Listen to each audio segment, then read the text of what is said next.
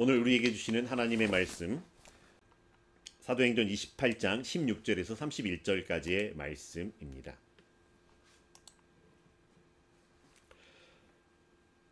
제가 봉독하겠습니다. 우리가 로마에 들어가니 바울에게는 자기를 지키는 한 군인과 함께 따로 있게 허락하더라. 사흘 후에 바울이 유대 중 높은 사람들을 청하여 그들이 모인 후에 이르되, 여러분 형제들아, 내가 이스라엘 백성이나 우리 조상의 관습을 배척한 일이 없는데 예루살렘에서 로마인의 손에 죄수로 내준 바 되었으니 로마인은 나를 신문하여 죽일 죄목이 없으므로 석방하려 하였으나 유대인들이 반대하기로 내가 마지못하여 가이사에게 상소하며 내 민족을 고발하려는 것이 아니니라. 이러므로 너희를 보고 함께 이야기하려고 청하였으니 이스라엘의 소망으로 말미암아 내가 쇠사슬에 매인 바 되었노라. 그들이 이르되, 우리가 유대에서 내게 대한 편지도 받은 일이 없고 또 형제 중 누가 와서 내게 대하여 좋지 못한 것을 전하든지 이야기한 일도 없느니라. 이에 우리가 너의 사상이 어떠한가 듣고자 하니 이 파에 대하여서는 어디서든지 반대를 받는 줄 알기 때문이라 하더라. 그들이 날짜를 정하고 그가 유숙하는 집에 많이 오니 바울이 아침부터 저녁까지 강론하여 하나님의 나라를 증언하고 모세의 율법과 선지자의 말을 가지고 예수에 대하여 권하더라. 그 말을 믿는 사람도 있고 믿지 아니하는 사람도 있어 서로 맞지 아니하여 흩어질 때 바울이 한 말로 이르되, 성령이 선지자 이사야를 통하여 너희 조상들에게 말씀하신 것이 옳도다. 일러스되 이 백성에게 가서 말하기를, 너희가 듣기는 들어도 도무지 깨닫지 못하며 보기는 보아도 도무지 알지 못하는도다. 이 백성의 마음이 우둔하여져서 그 귀로는 둔하게 듣고 그 눈은 감았으니 이는 눈으로 보고 귀로 듣고 마음으로 깨달아 돌아오면 내가 고쳐줄까 함이라 하였으니, 그런즉 하나님의 이 구원이 이방인에게로 보내어진 줄 알라. 그들은 그것을 들으리라 하더라. 바울이 온 이태를 자기 셋집에 머물면서 자기에게 오는 사람을 다 영접하고 하나님의 나라를 전파하며 주 예수 그리스도에 관한 모든 것을 담대하게 거침없이 가르치더라. 아멘.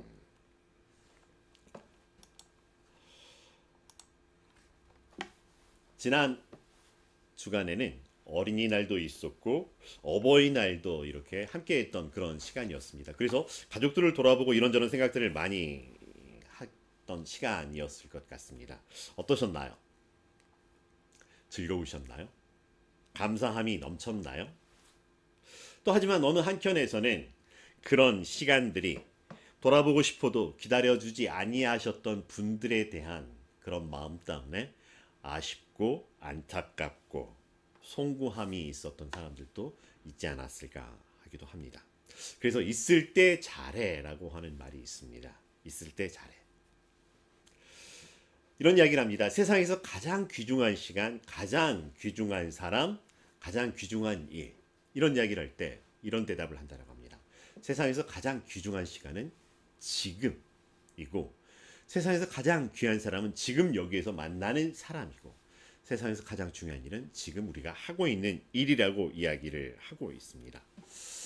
자, 여러분 지금 여기에서 누구를 만나고 무엇을 하고 있나요? 그렇게 봤을 때 우리는 지금 가장 중요한 시간에 가장 중요한 사람들과 함께 가장 중요한 일을 하고 있는 우리라고 하는 것이죠. 그래서 이렇게 함께 예배드리고 있는 더 잘 돕는 사람들의 성도 여러분을 주의 이름으로 환영하고 문안하고자 합니다. 인사합니다. 사랑합니다. 축복합니다. 기도합니다. 응원합니다. 이제 드디어 사도행전 말씀이 28장까지 마지막 장까지 왔습니다. 그리고 예수님의 말씀이, 예수님의 명령이 완수되어지는 순간을 맞이하게 됩니다. 사도행전 1장 8절에 보면, 오직 성령이 너희에게 임하시면 너희가 권능을 받고 예루살렘과 온 유다와 사마리아와 땅끝까지 이르러 내 증인이 되리라 하시는 말씀이 있었습니다. 그래서 바울이 드디어 로마에 도착하게 되었다고 하는 거죠.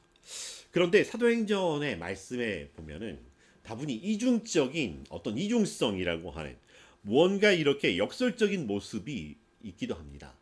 분명히 권능을 죽고라고 이야기를 했지만 권능이라고 쓰고 도망이라고 읽혀지는 모습들이 보이기도 합니다. 예루살렘 성도들이 핍박을 받아서 도망을 쳐 이 유대 온 지역으로 흩어지게 되어진다고 하는 거죠. 그러다 또 핍박을 받아서 사마리아 지역까지 내려가게 되고, 그러다 또 핍박을 받게 되어서 다른 이방 땅으로 흩어지고 있는 모습들을 보게 됩니다. 그러다 전도자 바울을 만나게 되어서 바울이 전도 여행을 통해 이방의 지경으로 그 복음을 전하는, 넓혀가는 이런 것들을 보게 됩니다. 그렇지만 전도자 바울이었을 때와 그리고 죄수 바울이었을 때의 모습이 대비되기도 합니다. 이제 죄수 바울이 되어서 전혀 생각하지도 못했던 방식으로 로마의 법정에 상고를 하고 있지만, 재판을 받기 위해서 로마를 가지만 그 당시 땅끝이라고 표현하고 있었던 로마를 향해 갈 수 있었고, 로마에서도 복음을 증거할 수도 있었다라고 하는 것입니다. 그리고 오늘 말씀에서는 로마에 있는 유대의 높은 사람들, 유대인 중 높은 사람들을 청하여 모을 수 있게 되었다라고 하는 것입니다. 조금 전에도 말씀드렸듯이 모순적인 상황들이 벌어지고 있었습니다. 전도자 자유인이었을 때 바울이 만날 수 있었던 사람들보다 오히려 죄수 바울이었을 때 더 높은 사람, 더 권력의 상층부에 있는 사람들을 만나고 그들에게 복음을 증거할 수 있는 상황들이 자연스럽게 펼쳐졌다라고 하는 것이라고 합니다. 물론 그 상황이 자신의 변명에 관한 이야기였지만은, 그러나 자신의 삶의 여정을 표현하고 있는 이야기였지만, 이 모순적이게도 복음을 증거하게 되는 상황과 연결이 되어졌고, 그들은 그 이야기를 가만히 귀 기울여 들을 수밖에 없었던 상황이 되었다라고 하는 것이죠. 사실 바울은 복음과 하나 되어 살다 보니까 자신의 삶을 이야기하지만 그 삶이 바로 복음을 전하는 삶으로 이어지는 그런 모습이 드러나고 있었다라고 하는 것입니다. 20절 말씀에 세번역 성경으로 이 본문의 말씀을 읽어보면, 나는 여러분을 뵙고 말씀드리려고 여러분을 오시라고 청한 것입니다. 내가 이렇게 쇠사슬에 매여 있는 것은 이스라엘의 소망 때문입니다. 라고 사람들을 불러 모았던 이야기를 이렇게 하고 있습니다. 변명을 이렇게 펼쳐놓고 있었지만 17절에서 19절까지 자신의 당했던 입장들에 대해서 이야기를 합니다. 그렇지만 그것이 딱 한 가지로 이스라엘의 소망이라고 이야기를 하고, 그것 때문에 바울은 쇠사슬에 매인 바가 되었다라고 이야기를 합니다. 자신의 변명을 하게 됩니다. 형제들이여, 내가 이스라엘 백성이나 우리 조상의 관습을 배척한 일이 없었습니다. 라고 하는 것. 바리새인 중에 바리새인이라고 바울이 그렇게 고백했던 것처럼 또 이러한 삶은 대제사장을 또 인정했던 모습이기도 합니다. 그런데 예루살렘에서는 이런 바울을 로마인의 손에 죄수로 내어준 바가 되었다라고 하는 것입니다. 오직 한 가지, 예수 그리스도를 만나 구주로 섬겼다라고 하는 것 때문이죠. 그래서 바울은 자기 스스로를 죄인 중에 괴수라고 이야기를 하지만 그 어디에서도 죄를 지었던 흔적을 찾아볼 수가 없었습니다. 하지만 예루살렘에 있었던 유대인들, 그리고 예루살렘에 온 이방 땅에 있었던 유대인들이 바울을 고소하였던 것입니다. 도리어 로마인들은 바울을 신문하여 보고 바울의 이야기를 들어보지만 죽일 죄목이 없으므로 오히려 석방하려고 하였다라고 하는 것입니다. 실제로 그것에 대해서는 아그리빠 왕이라든지 총독 베스도라든지 이 사람들이 증언을 해줄 수도 있는 이런 상황의 이야기를 하기도 합니다. 그렇지만 유대인들이 반대를 하였다라고 하는 것입니다. 그러기에 내가 마지 못해서 가이사에게 상소하였다라고 이야기하였다. 그래서 지금 내가 내 민족을 배반하고 배신하고 내 민족을 고소하는 게 아니라 내가 무죄함을, 그런데 내 무죄함은 이스라엘의 소망 때문이라고 이야기를 하고 있다라고 이야기를 하고 있습니다. 하지만 이 말을 들은 유대인들은 또 그들의 입장에서 이렇게 이야기를 하게 됩니다. 솔직히 바울 너에 대해서 들은 바가 없다. 하지만 바울 당신이 전하는 이 파에 대해서는 우리가 들은 바가 있다. 근데 어디서든지 반대를 받는다라고 하더라 라고 이야기합니다. 그러면서 놀라운 제안을 하게 됩니다. 우리가 너의 사상이 어떠한가 듣고 싶다라고 하는 거죠. 이 들어달라고 사정해도 모자랄 판이었었는데 오히려 판이 뒤집어져서 우리가 너의 이야기를 들어보겠다라고 먼저 멍석을 깔아주고 있는 상황이기도 합니다. 그래서 날짜를 정해서 바울이 있는 곳으로 찾아오고 아침부터 저녁까지 바울은 전혀 거리낌 없이 담대하게 예수에 관하여 그들에게 권면할 수 있었던 상황입니다. 그렇게 2년 동안의 시간을 누구의 방해받지도 않고 예수 그리스도에 관하여 가르칠 수 있게 되었던 것입니다.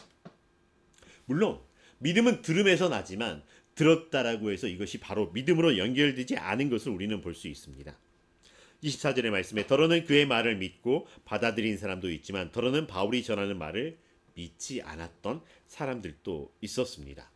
그럼에도 불구하고 바울은 누구의 방해도 받지 않고 담대하게 하고 싶은 말들, 해야 할 말들을 모두 했고 최선을 다해서 복음을 전달했습니다. 하지만 그 결과가 이와 같다라고 하는 것이죠. 29절의 기록은 없지만 어떤 성경 사본에서는 유대인들이 서로 많은 토론을 하면서 돌아갔다라고 이야기를 하고 있습니다. 그렇게 사람들이 믿든지 믿지 않든지 서로 토론을 하면서 이 복음의 씨앗이 그들 가운데 그들의 삶에 던져지고 뿌려졌다라고 하는 것을 보면서 우리는 사도행전이 마무리되는 모습을 볼 수 있습니다. 바울은 하나님의 나라를 전하고 주 예수 그리스도에 관한 일들을 가르쳤다라고 이렇게 사도행전이 대단원의 막을 내리게 됩니다. 그런데 사도행전 1장 1절의 말씀을 보면은 데오빌로 가카여로 시작하고 있지만 이렇게 시작을 합니다. 예수께서 행하시고 가르치셨던 것에 관해서 언급을 하고 있습니다. 물론 누가가 그 전에 썼던 요한복음에 관하여 짧게 상기시키고 있는 도입부이지만 예수께서 시작하여 가르치셨던 것이 이제 사도행전 28장 말미에 바울에게 이어져서 땅 끝에서 하나님의 나라와 예수 그리스도를 가르치는 것으로 연결이 되어서 마무리되는 모습을 볼 수 있습니다. 그리고 그 사도행전은 오늘 이 시대에 사도행전 29장으로 이어져서 우리의 삶에서 펼쳐져 나가고 있다라고 이야기를 하고 있습니다.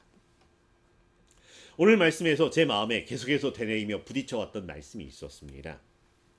쇠사슬의 메인바가 되었다라고 고백을 합니다. 바울이 사람들을 만나면서 나는 쇠사슬의 메인바가 되었다라고 하는 고백입니다. 물론 바울이 죄수였기 때문에 메인바가 된 것은 맞지만 지금 사람들을 만나면서 쇠사슬의 메인바가 되어 있을 만큼 쇠사슬로 그를 구속시킬 만큼 중대한 범죄를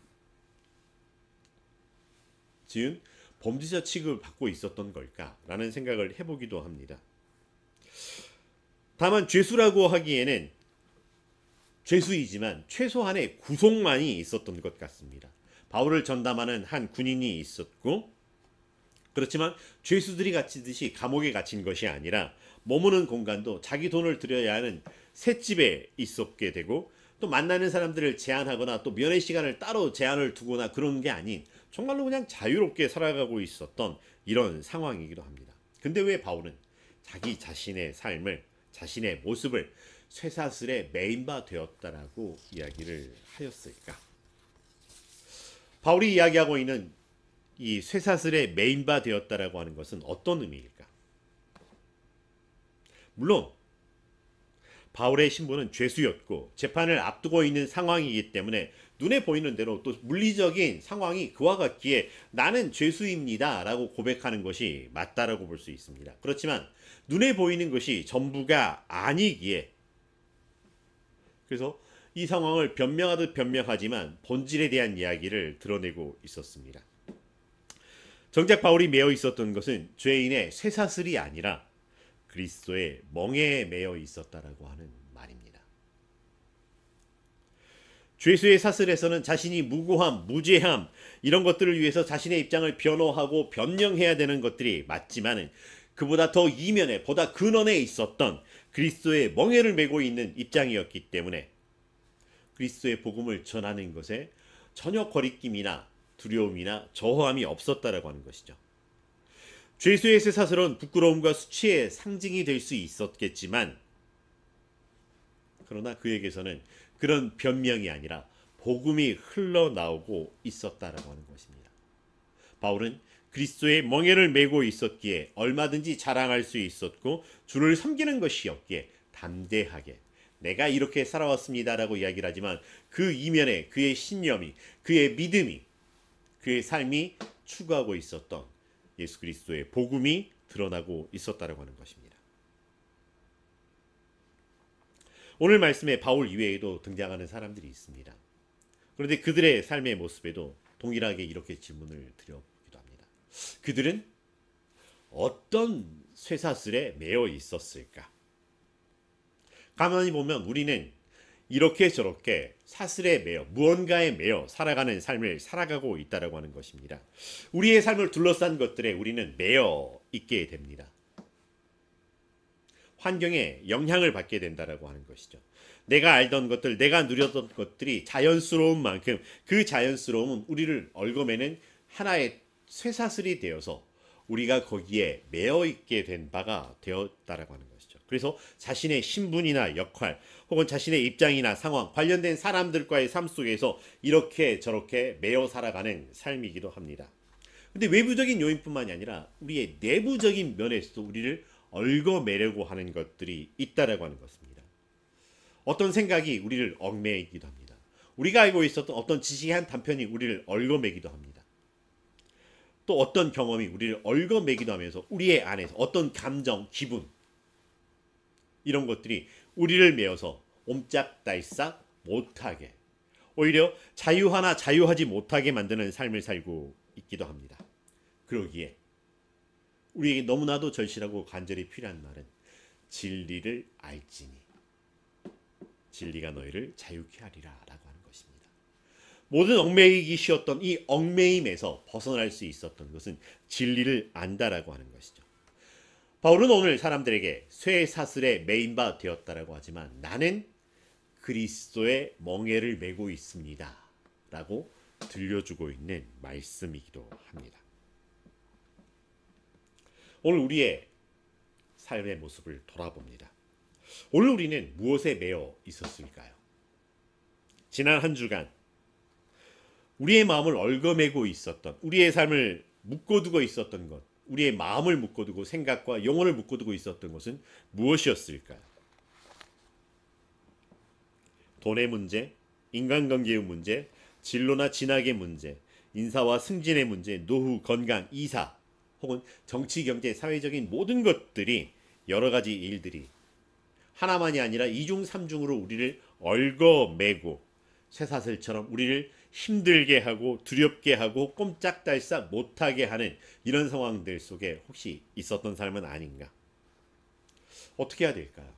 이런 것들을 떼어내려고 해보지만은 떼어낼 수 없는, 마음을 다스리면 된다라고 하지만 마음이 다스려지지 않는, 멘탈이 흔들리지 않아야 된다고 하면 멘탈을 어떻게 잡아낼 수 없는 이런 삶 속에서 당황스럽고 허우적거리는 삶을 살아오기도 했었다라고 하는 것입니다.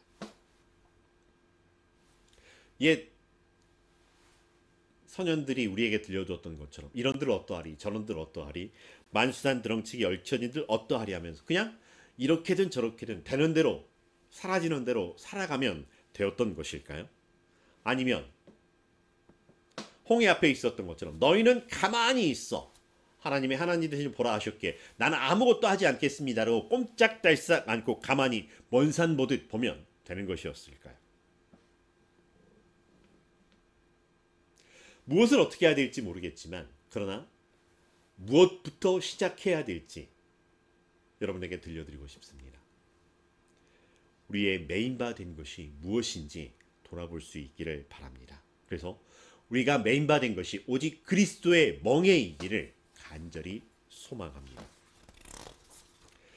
오직 주의 사랑에 매여 내 영 기뻐 노래합니다. 이 소망의 언덕 기쁨의 땅에서 주께 사랑 드립니다. 우리가 즐겨 불렀던 찬양이기도 합니다. 근데 기분에 취하여 불렀던 흥얼거리는 노래이듯 끝나버리는 것이 아니라 주의 멍에를 메고 주와 함께하며 주께서 주신 십자가의 길을 걷는 우리의 삶이 되기를 간절히 소망합니다. 내가 매여 있는 것이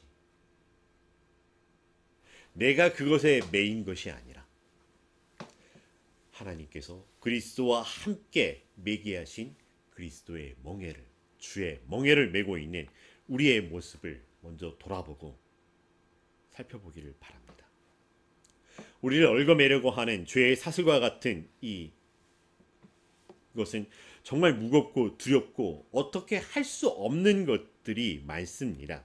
하지만 우리는 그 무엇보다도 우선하여서 이미 예수 그리스도와 함께 주께서 주신 그리스도의 멍에를 메고 있는 사람들이었다고 하는 것입니다. 이 멍에를 메고 있었기 때문에 우리에게는 다른 것을 걸래야 걸 수가 없다라고 하는 것입니다.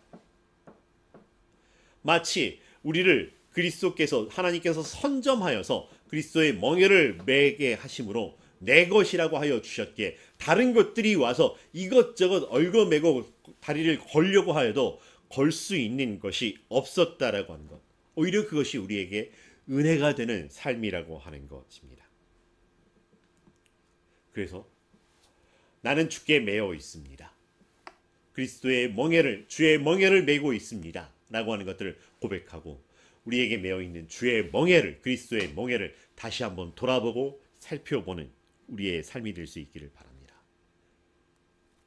그랬더니 주의 지팡이와 막대기가 우리를 안위하시고 있다라고 하는 것을, 주께서 구름 기둥과 불 기둥으로 우리를 이때에 인도하고 계시다라고 하는 것을, 저 멀리 떨어져 있는 것이 아니라 우리 마음 심령 속에 성령님께서 임재하여 주셔서 충만케 하심으로 하나님의 하나님 되심을 알 수 있고 우리가 하나님 앞에서 하나님의 자녀인 것을 믿고 고백할 수 있도록 해주시는 은혜 안에 있음을